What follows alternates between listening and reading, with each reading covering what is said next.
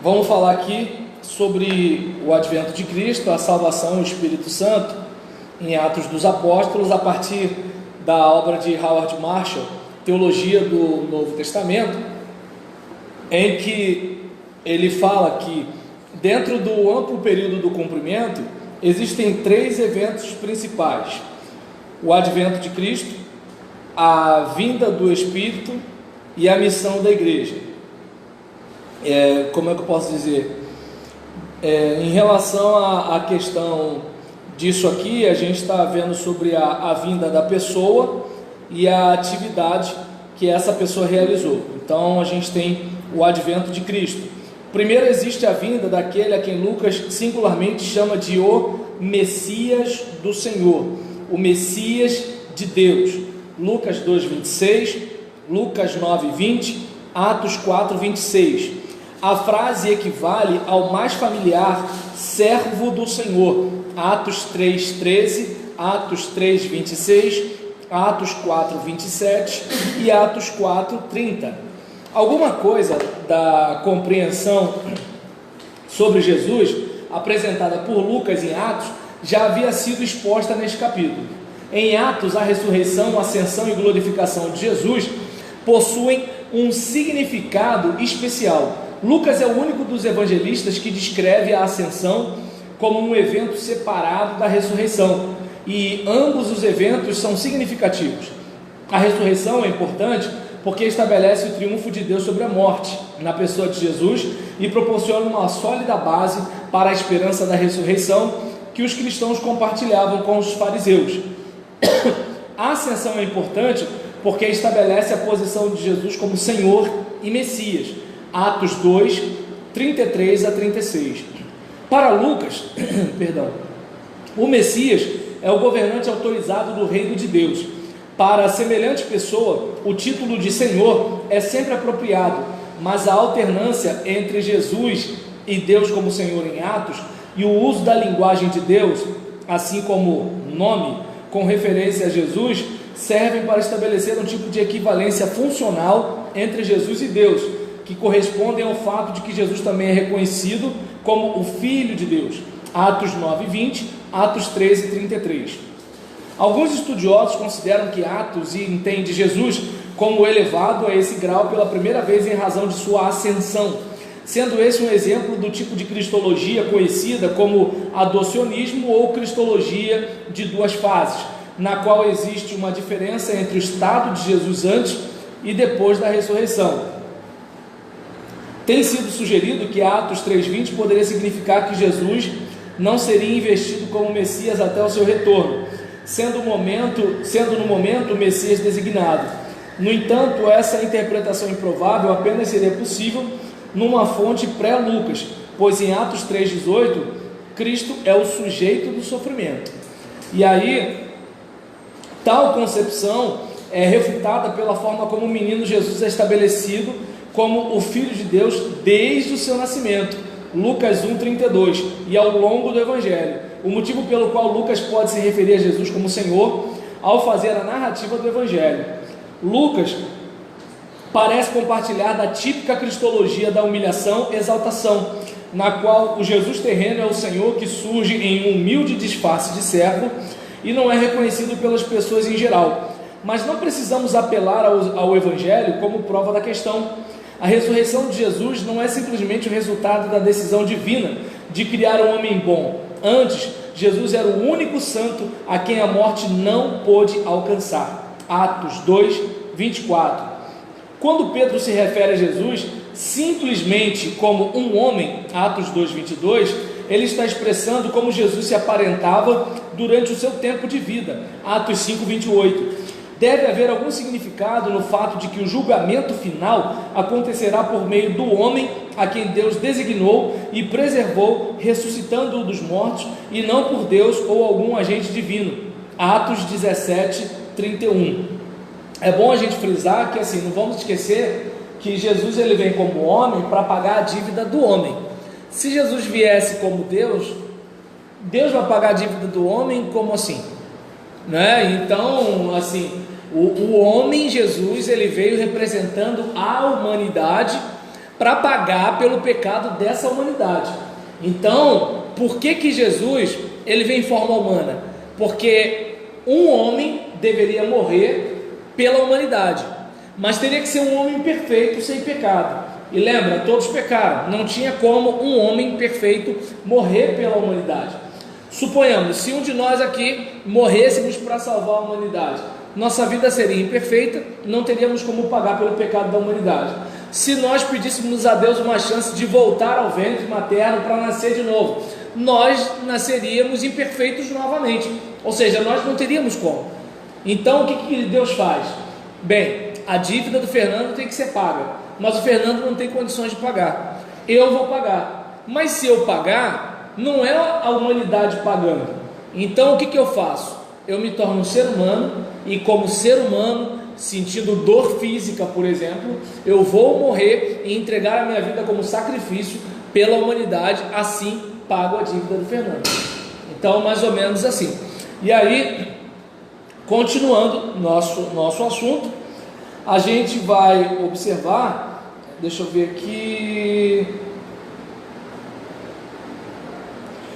no interior de Atos, as breves descrições da vida de Jesus servem para mostrar que Deus estava operando a salvação por seu intermédio, e que ele não era reconhecido, mas antes antagonizado pelos homens que o levaram à morte. A oposição humana foi contrariada por Deus, que o ressuscitou dos mortos, e em todo caso isso foi permitido de acordo com o plano de Deus. Mas uma explicação do porquê Deus o permitiu e para que propósito, caso haja algum, isso serviu e está surpreendentemente, e para que propósito isso serviu, está surpreendentemente ausente da pregação apostólica. Certamente em Atos 20 e 28, a igreja foi comprada por Deus e feita sua posse especial pelo sangue, que, em qualquer interpretação, apenas pode se referir ao sangue de Jesus e, consequentemente, à sua morte. Isso se liga à manutenção da referência ao corpo e ao sangue de Jesus em Lucas 22, versículos 19 ao 20.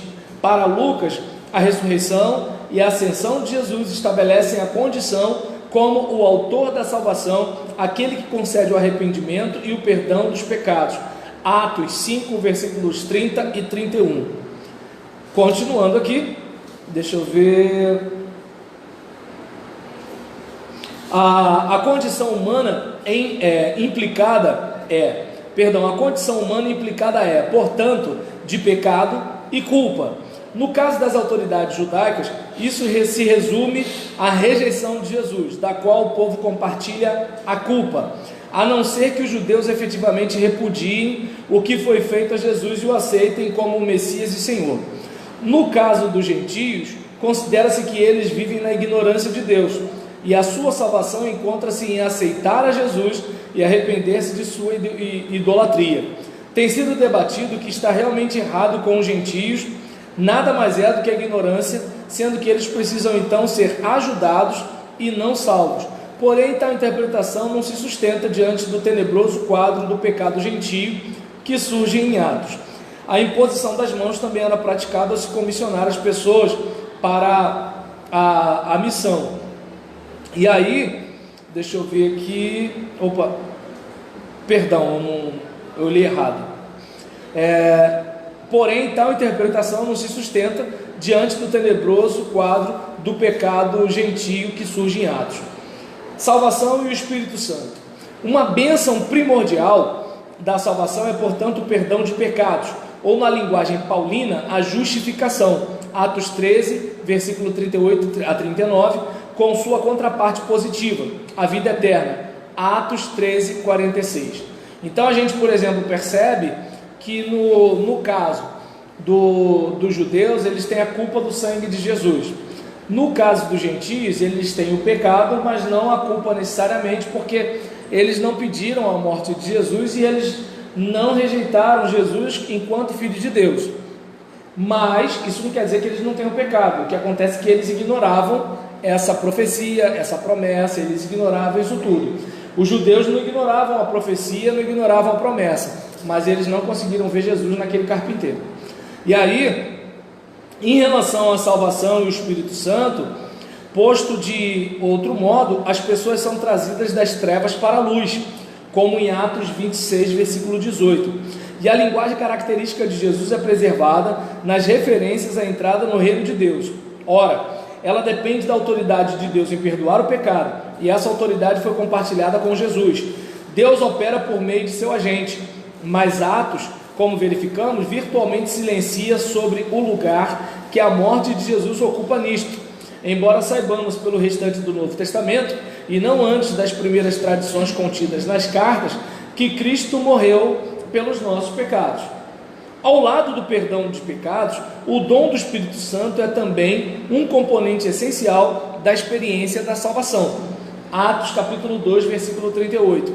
Em dois exemplos, a aparente ausência do Espírito é tratada como uma situação que precisa ser remediada, isto é, nos casos dos crentes samaritanos que haviam recebido o batismo cristão e dos discípulos em Éfeso que receberam o batismo de João, como está lá em Atos capítulo 8, versículo 14 a 17 e Atos 19, versículos de 1 a 7.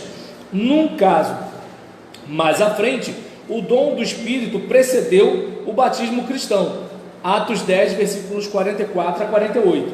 Nos dois casos anteriores, de Atos 8, 14 a 17 e 19, de 1 a 7, a imposição de mãos foi aplicada aos convertidos, mas não há qualquer menção dessa prática em outra parte com relação aos demais convertidos.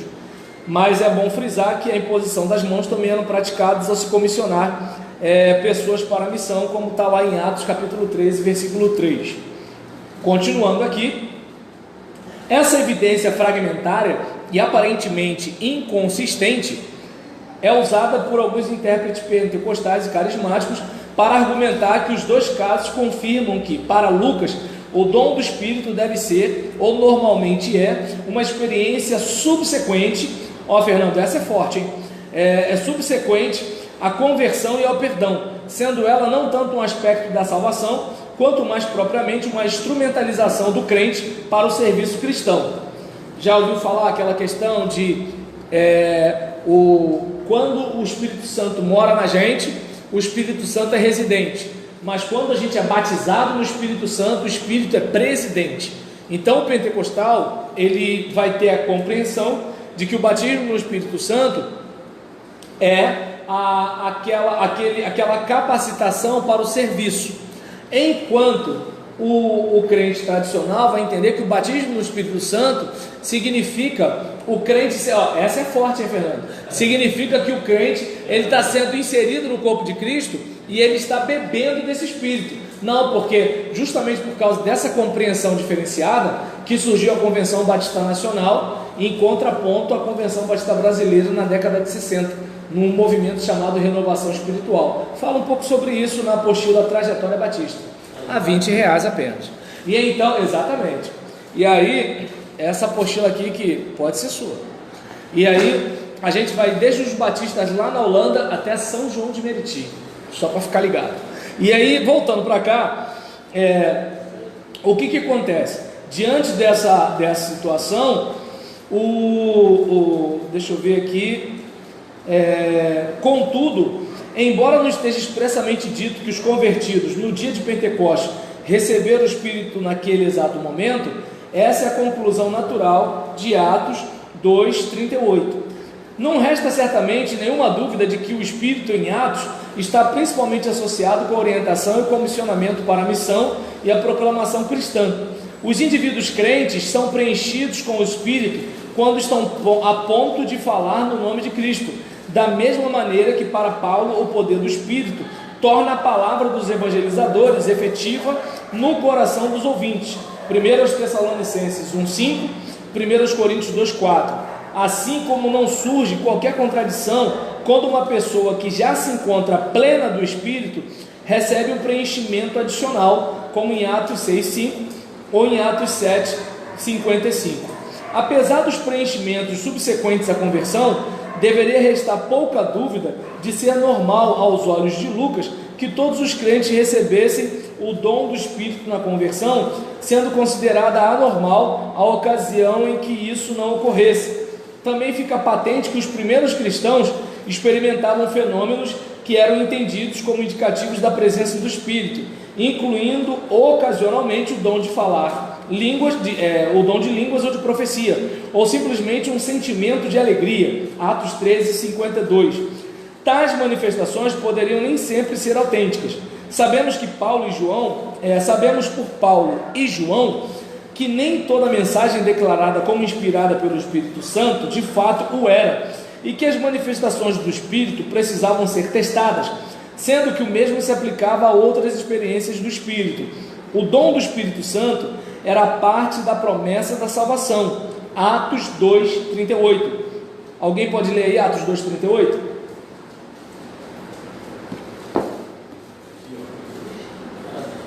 Atos 2:38. Deus respondeu: arrependa-se e cada um de vocês seja batizado em nome de Jesus Cristo, para que os seus pecados sejam perdoados, e vocês receberão de Deus o Espírito Santo. Então a gente percebe que o dom do Espírito Santo era parte da promessa da salvação, e por isso funcionava para criar a garantia de salvação. Em Atos, Lucas cala-se quase completamente sobre o efeito do Espírito no desenvolvimento cristão. Não há nada parecido com o vigor de Romanos 8, versículos 1 a 17, mas ele associa o Espírito com a alegria. Atos 13:52. Então Marshall aqui, ele comenta a questão de haver situações em que há uma atuação do Espírito e que nós vamos ter linhas divergentes de interpretação disso. Por exemplo, enquanto a linha pentecostal vai ver o batismo no Espírito Santo como uma capacitação, um revestimento, a linha tradicional vai ver a questão do batismo no Espírito Santo como o dom do Espírito, como a dádiva, o símbolo, a marca da salvação. E aí, é claro, isso daí é uma outra discussão, né? Um debate entre tradicionais e pentecostais, e eu não sou teólogo, né? Sou pastor de igreja. O negócio é discutir se a gente bate palma ou não bate palma. Esses negócios mais bravos, deixe para vocês prepararem a monografia de vocês, as evidências no batismo no Espírito Santo, né? Se o Taramanaia é evidência de que você foi batizado no Espírito Santo ou não, né? Se o crente ainda pode falar em línguas, se não pode, mas Marshall fala a partir da compreensão, pelo menos dos leitores originais aqui. E no nosso próximo bloco a gente vai falar sobre a igreja, os judeus e os gentios, além dos líderes e missionários em Atos dos Apóstolos. Beleza?